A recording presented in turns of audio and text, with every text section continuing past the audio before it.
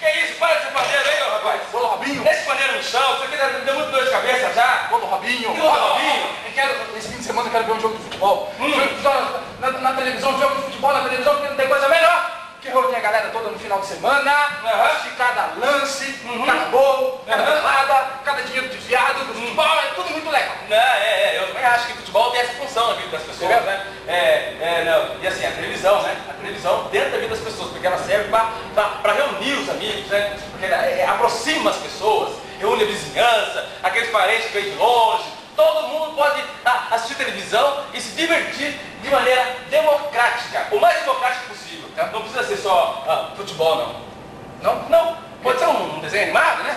Pode ser um filme bacana, pode ser uma telenovela, pode ser um telejornal, pode ser um programa de pesca, né? Um programa de pesca. Pesca? Domingo de manhã você liga a televisão, o que está passando? Não sei, tá dormindo? Um programa de pesca. Não é? É bem legal porque eles ensinam, o Cidinho estava assistindo, tinha um cara ensinando como pegar carpa. Carpa legal. Você sabe, carpa? Nunca pescou? Você é amigo lá, você pescou já? Não? Você pescou? Não? Você pescou já? Você tem esses caras nervosos assim? Desse jeito? Pescar. Tá nervoso, vai pescar. Mas vou ensinar. Quer ver? Ensina aí. Aquele lá tem cara de quem pega piranha. Não, mas o peixe, né? É peixe. O peixe. Peixe, sim. Peixe piranha. O peixe. Vamos enfatizar, é um peixe. Peixe.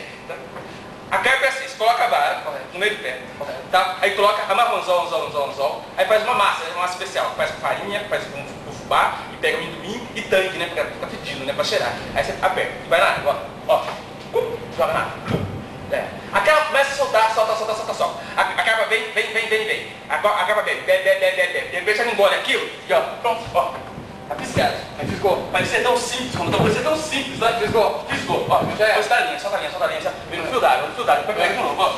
Tem que cansar o peixe, né? Bem cansado.